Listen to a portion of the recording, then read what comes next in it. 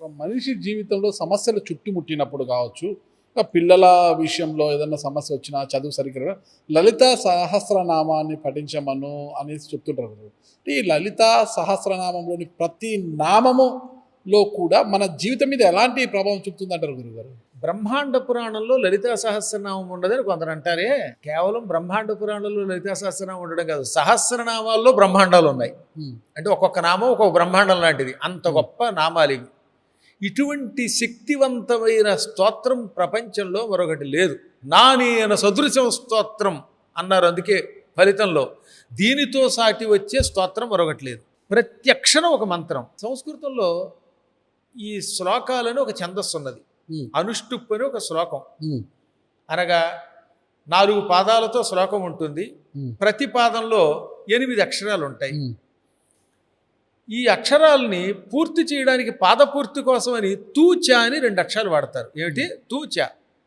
మరియు అనడానికో లేదా ఇంకొంచెం ఎక్కువగా అని చెప్పడానికో పాదపూర్తిగా అండాన్ని వాడడానికి వాటికి ఈ తూచాలు వాడతారు. వీటిని సహజంగా వ్యర్థ పదాలు అంటారు.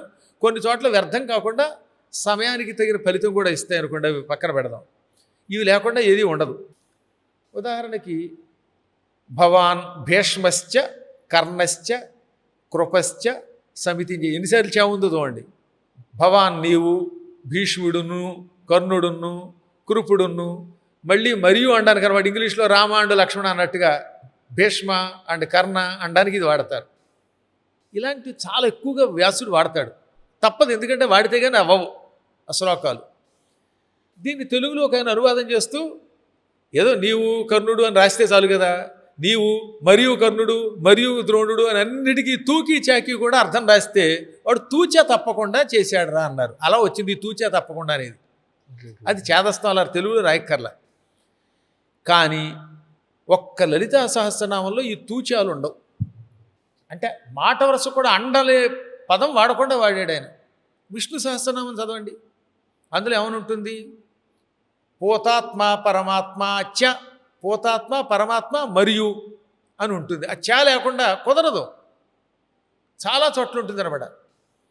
ఒక్క లలితా సహస్రనామంలోనే ఒక్కడ మాట వరుసకు కూడా తూచా ఉండదు. చూడండి, శ్రీమాత శ్రీ మహారాజ్ఞి శ్రీమత్సింహాసనేశ్వరి చదగ్రకొండ సంభూత దేవకార్య సముచిత, ఇలా చివరి దాకా 181 శ్లోకములలో ఒక్క శ్లోకంలో కూడా తూచాలు ఉండవు. అంటే పూర్తిగా మంత్రమే. పాదపూర్తి కోసం అండనేది వాడలేదనమాట. అంత అద్భుతమైనది. ఒక్కొక్క నామం ఒక్కొక్క అద్భుతమైన శక్తివంతమైనది. సంసారం అట దావాగ్ని అట. అడవులు తగలబడిపోతే దాన్ని ఏమంటారు? కార్చిచ్చు అంటారు. ఇప్పటికి కూడా కాలిఫోర్నియా అడవులు తగలంటాయి. వాటిని ఆర్పాలంటే ఎంత కష్టం. భవ అంటే పుట్టుక లేక సంసారం, దావా కార్చిచ్చు. ఈ సంసారం అనే కార్చిచ్చు చల్లారాలంటే ఎలాగా? అడవి తగలబడుతోందండి, అది చల్లారాలంటే మీరు ఫైర్ స్టేషన్ వాళ్ళ దగ్గరికి వెళ్ళి ఇంజన్లతో నీళ్లతో కొడితే ఆగుతుందా? కొన్ని వేల ఎకరాల అడవి భగభగ మండుతుంటే అది చల్లారాలంటే ఆకాశంలో మేఘాలు వచ్చి ఏకధాటిన కుంభవృష్టి కొన్ని గంటలు కురిస్తే అప్పుడు అడవిలో ఉన్న అగ్ని చల్లారుతుంది. అవునా? కరెక్ట్. అమ్మవారు ఎటువంటిది అంటున్నాడు? భవదావ సుధావృష్టి. సంసారమనే కార్చిచ్చు చల్లార్చేసే సుధావృష్టి అమృత వర్షం. వర్షం కురిస్తే అడవి చల్లారుతుంది. కానీ ఇక్కడ మామూలు వర్షం కదట అమ్మ, అమృత వర్షం అట. వర్షం కురిస్తే కేవలం చెట్లు కాలిపోతున్నవి చల్లారిపోతాయి, కానీ చచ్చిపోయిన చెట్లు బతుకుతాయా? బతకవుగా. కాదే అమృతం కురిపించండి, చచ్చిపోయిన వాళ్ళు బతుకుతారు అమృతం యొక్క ప్రభావానికి. అనగా కాలిపోయిన చెట్లు మళ్ళీ తిరిగి బతుకుతాయి, చిగురిస్తాయి, జీవిస్తాయి. ఈ సంసారం అనే కార్చిచ్చుని చల్లార్చి మనల్ని కాపాడేటటువంటి అమృత వర్షం అమ్మ. ఇలాంటి అలంకారములతో కూడినటువంటి అద్భుతమైన మంత్రాలు. ఈ లలితా సహస్రనామ పారాయణం చేసిన వాడు అనుకున్న కోరికలు తీరుతాయి. దాని యొక్క ఉపాసనా ఫలితం నేను పొందాను. నా జీవితంలో ఇంతవరకు ఏదనుకుంటే అది సాధించానంటే అది లలితా సహస్రనామం యొక్క మహాప్రభావం.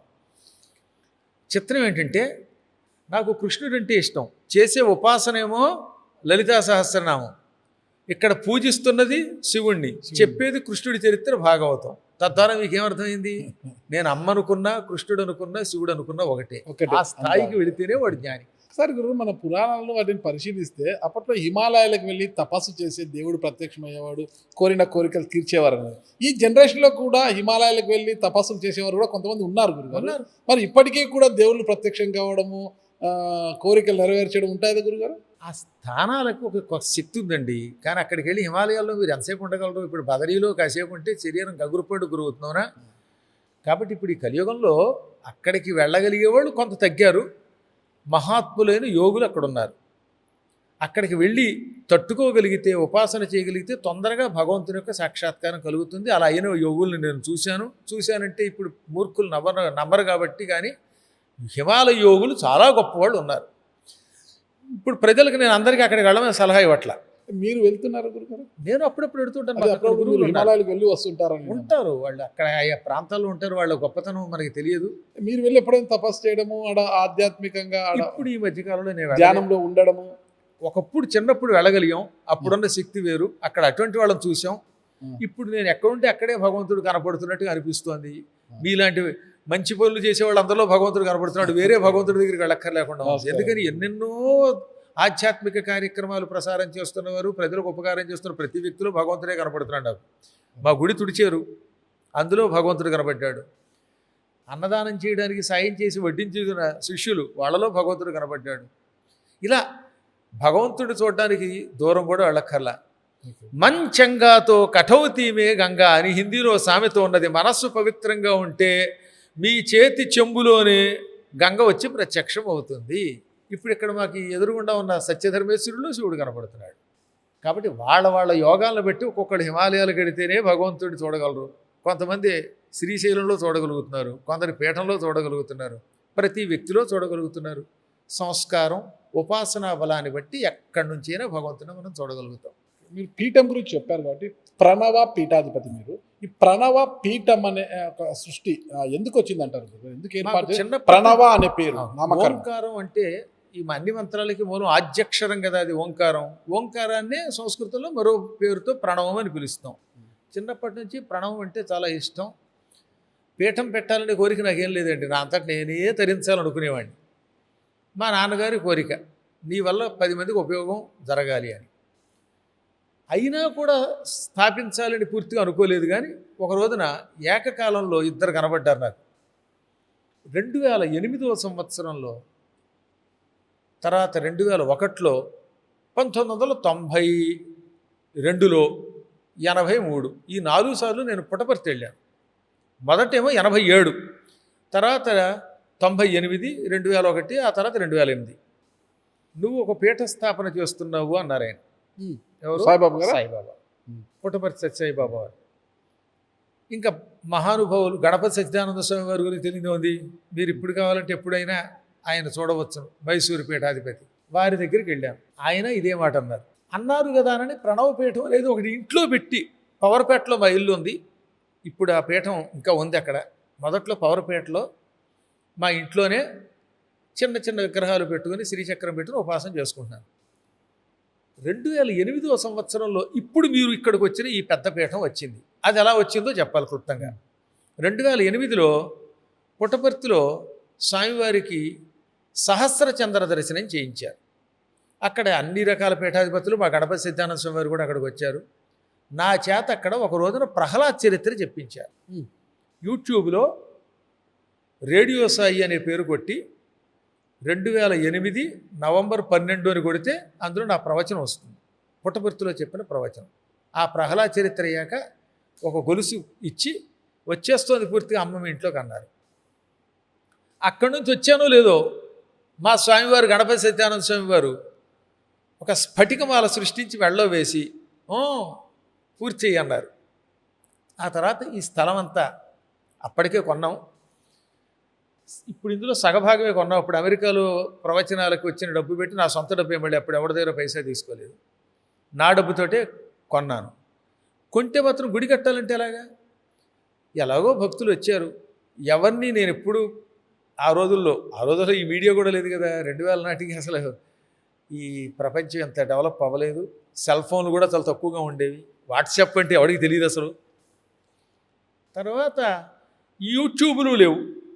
అయినా అమ్మ అనుగ్రహం పీఠాధిపతుల యొక్క ఆశీస్సులు, ప్రజల యొక్క సహకారం, ముందు అమ్మవార్ల యొక్క గుడి వచ్చింది.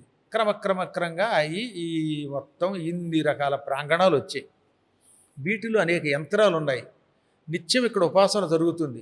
ఎంతోమందికి అనుభూతులు కలుగుతూ ఉంటాయి. రాత్రిపూట చిన్నపిల్ల రూపంలో అమ్మవారు తిరగడం ఇక్కడ భక్తులు చూశారు.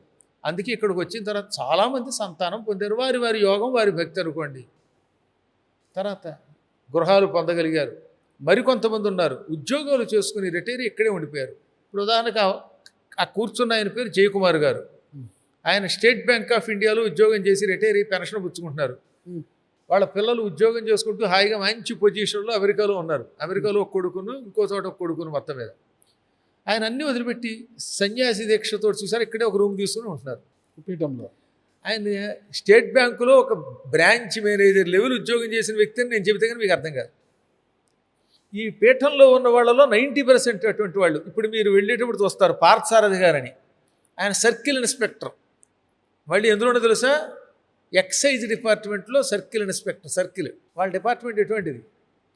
ఆయన సన్యాస దీక్షలాగా పుచ్చుకొని ఇక్కడే ఇల్లు కట్టుకొని ఇక్కడే పీఠం దగ్గర నివసిస్తున్నారు. అలా అన్ని ప్రాంతాల నుంచి కులంతో సంబంధం లేదు. ఆయన కులం వేరు, ఇంకొకటి కులం వేరు. అలా అన్ని రకాలైనటువంటి వాళ్ళు ఇక్కడికి వచ్చి హాయిగా ఎందుకు ఉంటున్నారంటే ఇక్కడ ఉంటే హాయిగా హిమాలయాల్లో ఉన్నట్టుగా ఉంటుంది. ఇక్కడే కాదు, బెంగళూరులో సుబ్రహ్మణ్యం గారు అని ఒక ఆయన ఉన్నారు. ఆయన విప్రో కంపెనీని హై లెవెల్లో సీఈఓగా చేసి రిటైర్ అయిపోయారు, వదిలేసి. చాలా డెవలప్ చేశారు సుబ్రహ్మణ్యం గారు అంటే. ఆయన ఇప్పుడు మా బెంగళూరు పీఠాన్ని నిర్వహిస్తున్నారు. అక్కడ గుడి బడి పేరుతో చాలామంది మరి సుఖంగా ఉంటున్నారు. హైదరాబాద్ పీఠం అన్ని కులాల వాళ్ళు ఉన్నారు. మీరు అన్నట్టుగా కులాల కొంతమంది పెంచవచ్చు, కానీ నిజానికి ప్రజల్లో ఇప్పుడిప్పుడే భయం పట్టుకుని మనందరం ఐకమత్యంతో ఉండకపోతే ఇతర మతాల వల్ల దెబ్బతింటున్నాం అనే ఒక భయం కూడా వచ్చింది. ఐకమత్యంతో ఉంటున్నారు. అప్పుడప్పుడు మధ్య మధ్యలో గిల్లుతాడు ఎవడో, నువ్వు ఆ కులం వాడి, నువ్వు ఈ కులం వాడి అని తోకలను బట్టి వాళ్ళు అతీతంగా ఉండి సుఖంగా ఉంటున్నారు. ప్రణవపీఠము దిశానిర్దేశం చేస్తున్నది.